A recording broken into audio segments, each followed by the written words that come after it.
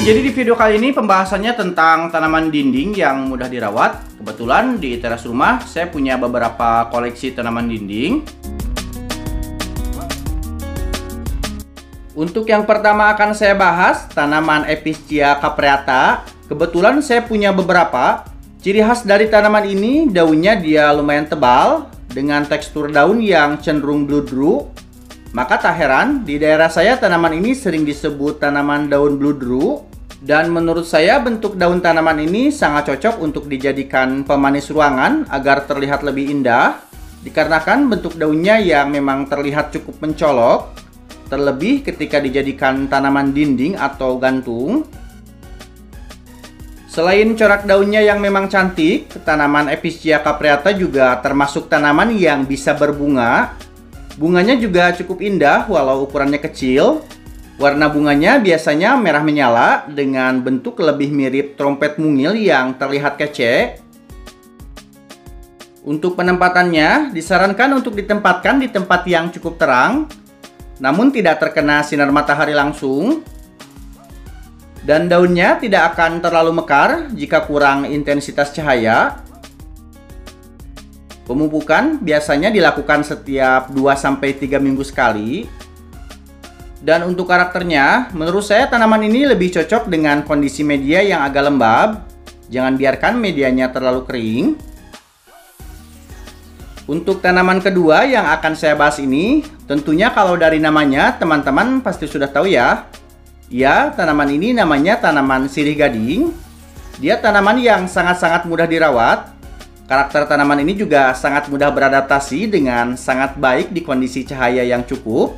Di kondisi minim cahaya atau redup pun dia masih tetap bisa tumbuh. Sama sekali bukan termasuk tanaman yang rewel. Maka tak heran, sirih gading selalu menjadi favorit untuk para pecinta tanaman. Yang saya punya ini ditanam dengan media seadanya. Sangat jarang saya beri pupuk. Yang terpenting, jaga agar medianya selalu lembab ya. Lembab bukan berarti terlalu basah. Dan usahakan jangan tempatkan di terik sinar matahari langsung. Selanjutnya, tanaman yang ketiga, tanaman Syngonium. Untuk jenis yang saya punya ini memang bukan termasuk jenis Syngonium langka ya. Malah biasanya masih banyak tersedia tumbuh liar di lingkungan sekitar. Untuk warna daunnya kadang berubah-ubah sesuai umur dan lingkungan cahaya sekitar. Syngonium juga termasuk tanaman yang sangat mudah dirawat. Syngonium sangat mencintai sinar matahari tersebar atau teduh parsial. Dan ketika disimpan di bawah sinar matahari langsung, beberapa jenis Syngonium kehilangan kecermerlangan warna daunnya. Hal paling penting dalam merawat tanaman ini dengan cara penyiraman yang cukup teratur. Karena setahu saya tanaman ini sangat menyukai kelembaban, khusus untuk pilihan jenis Syngonium di dinding rumah. Menurut saya Syngonium jenis Wendlandii merupakan salah satu pilihan yang sangat cocok, dikarenakan bentuk daunnya yang terlihat lebih mungil dan rimbun dibanding beberapa jenis Syngonium lainnya.